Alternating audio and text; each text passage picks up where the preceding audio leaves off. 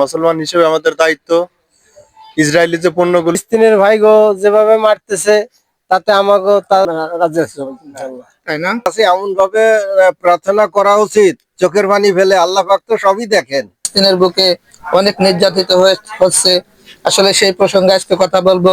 তার আগে অনুরোধ রইল ভিডিওটা না টেনে সম্পূর্ণ ভিডিওটা দেখার জন্য। তো আসসালামু আলাইকুম। ওয়ালাইকুম আসসালাম রাহমাতুল্লাহ। তো আপনার নামটা কি? হাবিবুর রহমান।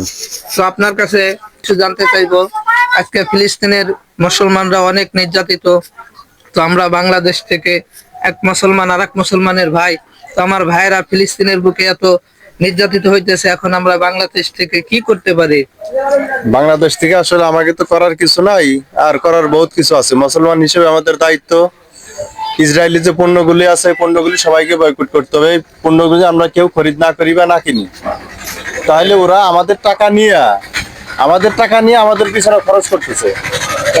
কোটি কোটি টাকা খরচ করে তারা এই যে মানুষগুলি মারতেছে। তা আমি সবাইকে আহ্বান জানাবো যে ফিলিস্তিনি যে বর্জ্যগুলি আছে, যেমন কোকাকোলা, পান্টা, এরপরে আপনার আরো যে পণ্যগুলি আছে, আমি সবগুলি তো নাম জানি না, সব অনেকেই জানেন এই কোম্পানির নামগুলি।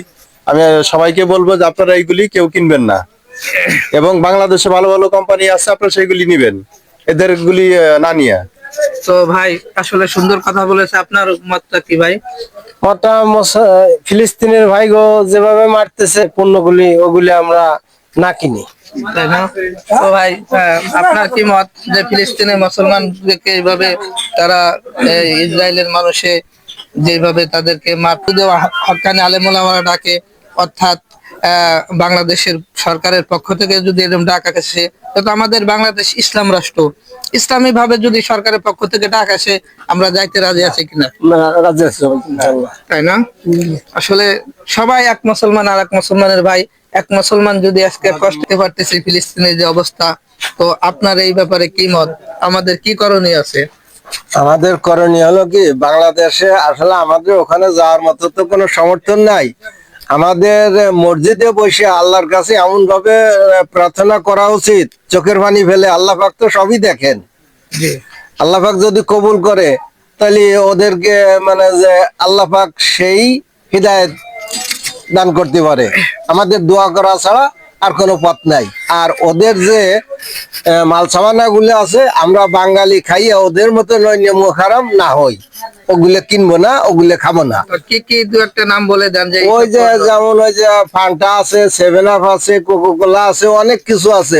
ওর ভিতরে অবৈধ জিনিসও আছে যা আমরা মুসলমানে খাই না, ওরা তাই দিয়ে খাইতেছে, আর আমাদের ইমান নষ্ট হয়ে যাইতেছে। কাজে আমাদের চোখের পানি পড়ে না, তে আল্লাহ কবুল করে না। তাই?